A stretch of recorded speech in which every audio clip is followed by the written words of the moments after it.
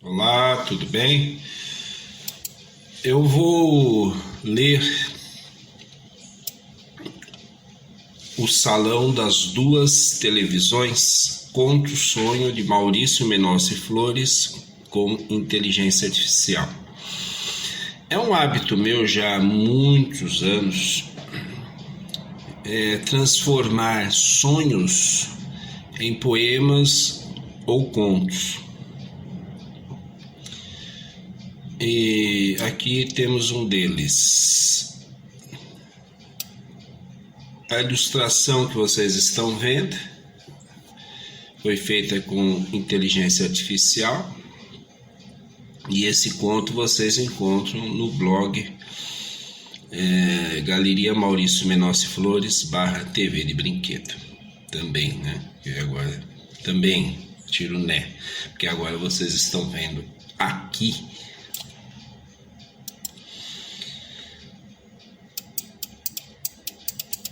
Primeiramente, eu faço a descrição no prompt. E aqui está da forma como eu fiz, sem revisão, sem correção. Vamos lá. Era uma espécie de sala abandonada, muito grande. Ficava em um prédio onde parecia funcionar um banco. Não era uma sala isolada, de difícil acesso. Ao contrário, ficava bem no hall do prédio, com porta de vidro grande dando acesso, mas só eu e alguns amigos ali entrávamos. Ao mesmo tempo que parecia termos autorização para ali estarmos, eu tinha medo do dono do lugar aparecer. Certo dia ou certa hora, muitos começaram ali a vir falar comigo. Lamentavam a morte de alguém muito conhecido entre nós. Não eram exatamente meus amigos, pois sou uma pessoa de muitos desafetos. Faltou essa aqui. Mas tratavam-me com civilidade em hora especial. Havia duas TVs, uma mais moderna, outra de tubo, antiga, funcionando à base de gambiarra, feita por alguns para acompanharem os acontecimentos, as notícias ligadas ao falecimento. Eram homens exclusivamente, conversando entre si, surpresos com a morte repentina. Eu entrava e saía da sala, com medo de ser surpreendido pelo dono do lugar. Havia muita gente na frente do prédio ao redor. Na frente dos prédios ao redor. A escuridão dentro da sala dissipou-se um pouco e eu pude ver grandes lonas com marcas da Polícia Civil, de um ramo dela. Concluí o lugar ser usado para a reunião desses policiais, um ramo, um departamento. De repente apareceram grandes homens bem aparatados com uniformes especiais. Eram realmente policiais imensos, bem armados e aparelhados, e começaram, mas com ímpeto, a nos colocar para fora. Antes disso, na hora em que tentavam ligar a TV de tubo, vi no fundo da sala o túnel do tempo daquele seriado antigo. Foi muito rápido, mas ele estava lá. Voltando aos policiais, éramos colocados para fora e a multidão da rua já era bem grande. Comecei a caminhar e agora me vejo em Passarela, ainda no centro de São Paulo, em passarela metálica. Atravesso-a com medo de cair. Alguém também passa por ela comigo. Quando chego na escada, vejo estar bem perigosa, toda amassada e muito íngreme. Desço. Lá embaixo, homem com o corpo reduzido pelo entrevamento dos membros, de paletó, barba, cabelos longos e pretos. Pede-me para ajudá-lo a subir. Com certo asco o faço, colocando a mão nos pés deformados e molencos, com muitos calos parecendo feridas. Consigo fazê-lo subir com a ajuda de algumas mulheres que estavam por perto. Isso é o fragmento de um sonho. Quero um conto bem desenvolvido utilizando esse texto. Evite repetir palavras, como posso ter feito aqui no improviso, né? Então vocês veem que tem bastante erro no texto, porque está do jeito que eu pus lá no prompt. Não quero que simplesmente reproduza meu texto. Quero que, ao mesmo tempo que desenvolva uma narrativa com ele, procure desvendar o simbolismo do mesmo. Então, tá aí tá ali claro, Aí o chat responde ali e começa o texto, que eu também não revisei, não sei os erros que o chat pode ter cometido. O salão das duas televisões. Era um salão desabitado, amplo, com cheiro de poeira e silêncio.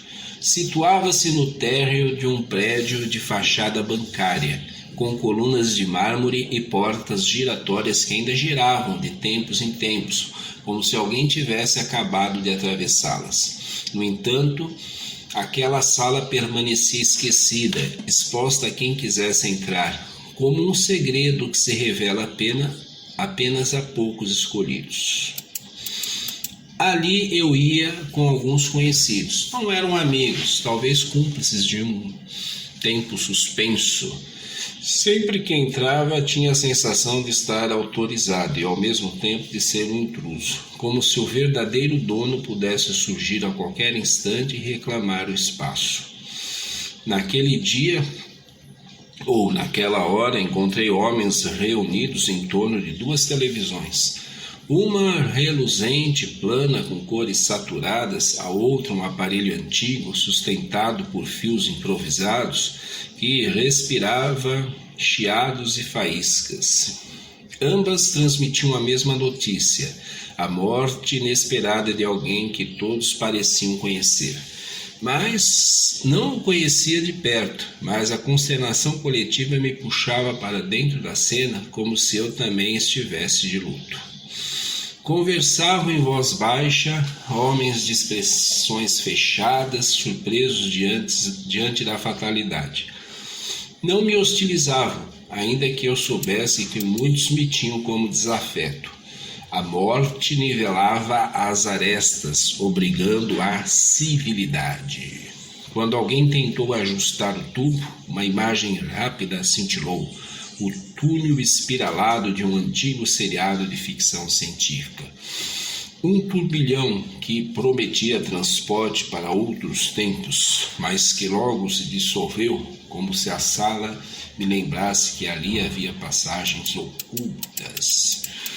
Foi então que a claridade aumentou, percebi sobre o chão e pendendo das paredes, lonas marcadas com o brasão da Polícia Civil. A sala final era um espaço de reunião dos que investigam, dos que guardam os segredos do Estado. E logo chegaram eles, homens enormes, uniformizados, armados, mas não hostis. Vieram em peso, com a disciplina de quem executa um protocolo. Sem violência, mas com firmeza, nos conduziram à rua. Lá fora uma multidão já se aglomerava entre os prédios. Um murmúrio coletivo tomava conta da cidade, como se todos esperassem um desfecho invisível. Afastei-me e em pouco tempo me vi numa passarela metálica que cruzava o coração de São Paulo. O piso tremia sob meus passos e o medo de cair me acompanhava até a escada. Ela era torta, amassada, inclinada demais. Desci com cautela, como que pisa num abismo. Ao chegar ao solo, um homem me deteve. Tinha o corpo retorcido, os membros atrofiados, mas trajava paletó. Sua barba e seus cabelos negros caíam em desalinho, escondendo parte do rosto. Pediu ajuda para subir. Hesitei. Havia algo na sua carne mole, nos pés deformados, que me causava repulsa. Ainda assim, segurei-o, apoiando as mãos naquele corpo cheio de calos que me lembravam feridas expostas. Mulheres surgiram ao redor e juntas conseguimos erguê-lo. Bom, o sentido encoberto. A sala no prédio, tão aberta e ao mesmo tempo secreta, era um limiar, o espaço entre a vida civil e a vida oculta. Dois mundos conviviam ali, representados pelas televisões. A moderna, clara, exibia a notícia em alta definição, como a versão oficial da história. A antiga, remendada, sugeria outra narrativa, mais instável, mas talvez mais verdadeira, como se só pelo improviso fosse possível ver o túnel do tempo. Os policiais que nos retiraram não foram figuras de violência, mas de autoridade. Eram os guardiões da ordem que expulsavam os intrusos de um espaço de poder.